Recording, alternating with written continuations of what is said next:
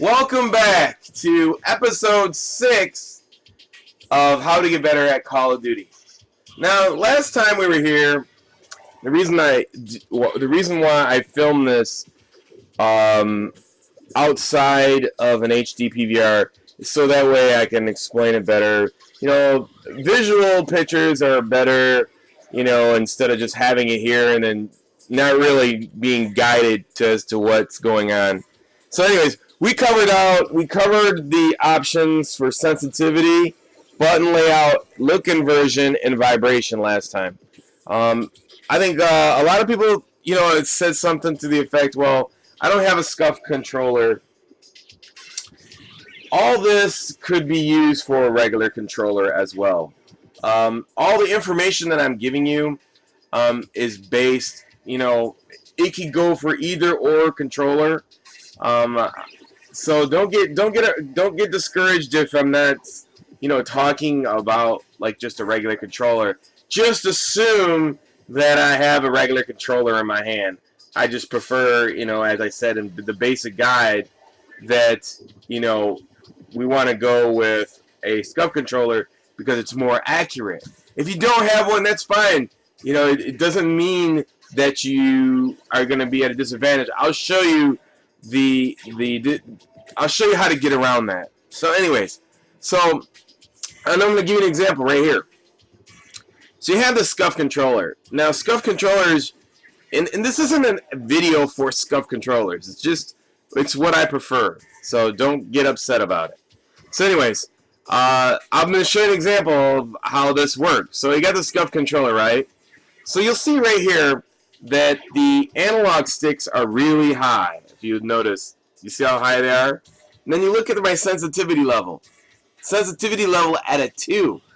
Now, that's because these are really high and sensitive. So you're not going to have that much. You don't need to. The sensitivity is in your joystick, is in your analog. So you can control the sensitivity in your analog. So I suggest if you're on a SCUF, go to a 2, and then that way you'll have more control over your shot, if that's the case. Now, if you're on a regular controller, my suggestion is go to a sensitivity of 5 to 7, because you can see here there's a lot less control in the analog sticks. So therefore, you want a higher sensitivity in your sensitivity settings. Okay? So, moving right along. You know, so if you're on a SCUF, you probably want to be at a 2. And if you're on a regular controller, between a 5 and 7, start out at a 3, and then work yourself up to a 5 or 7. If you're sniping, you want to do probably a 9, obviously, for obvious reasons. So anyways, horizontal margins. Now, let me scoot this back out. So now, you'll notice around the screen, you got horizontal margins. Do you want them to go out, or do you want them to come in? So, what are horizontal margins?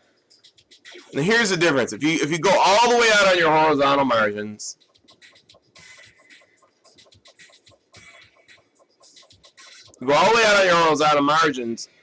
basically in your vertical margins, this is what happens. Now you'll notice that your mini-map, okay? Now here's the difference. When you go on your horizontal margins, your mini-map will be to the far left. And here's the problem that I see a lot of people making a mistake.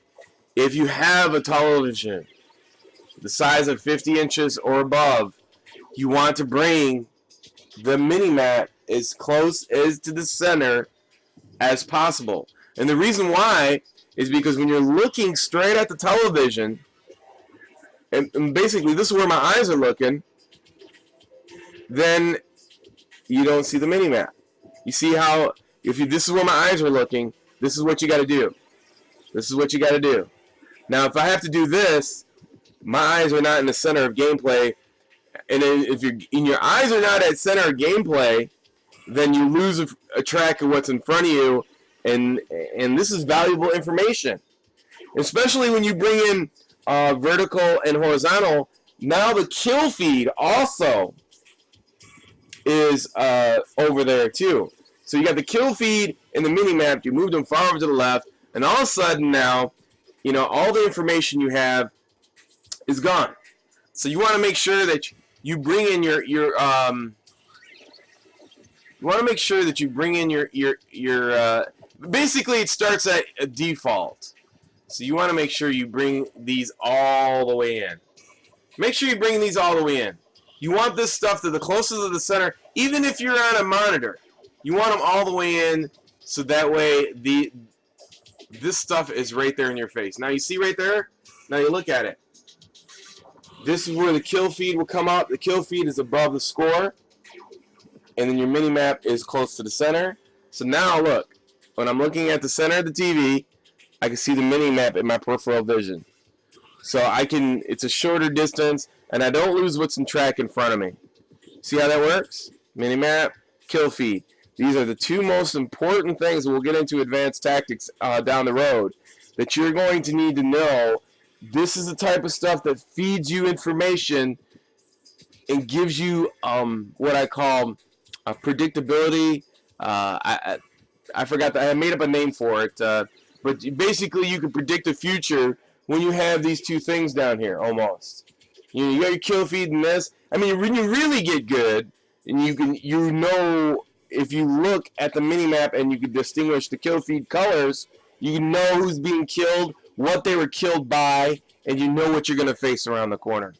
That takes a little time to get, to process that information on the fly. That's something we'll talk about in advanced techniques. So let's go back to our options now. So vertical and horizontal, the reason why we don't want those out is because it'll take it away from your center view, and then when you take away from the center of your view, then you're going to lose important information. Game volume, that's totally up to you, whether you're using surround sound like I got, or you got headset, it's up to you. Brightness is a very interesting thing. Now, on brightness, this is important. You must listen to this. You want to go all the way as bright as you can, because when you're playing to get good scores, this is the whole point of this video, is to help you get a better score. You want to be able to see everything, even though that they might not be the best of colors. You're getting a higher color value. If you go too dark, you might miss somebody in a certain area, even though that is being shown. You don't want to set yourself up for failure. So definitely make sure that you're probably barely visible, somewhere in there, not visible, barely visible. So that's probably like a 7 or an 8. All right, colorblind assist. Now this is up to you. The only reason why I had colorblind assist set up was because there was a glitch in the game that showed the stealth bombers. If you like red or green, it's up to you. I'm used to it now, colorblind assist. So that just goes to the mini map and different colors on top of the names for your gameplay. So I hope you enjoyed this little short tutorial. Next time, we're going to go right into some maps and gameplays and other things that'll help your gameplay get a lot better. Thank you for joining us. Until next time, your basic guide to Call of Duty. It's your boy Fist. Peace. I'm out.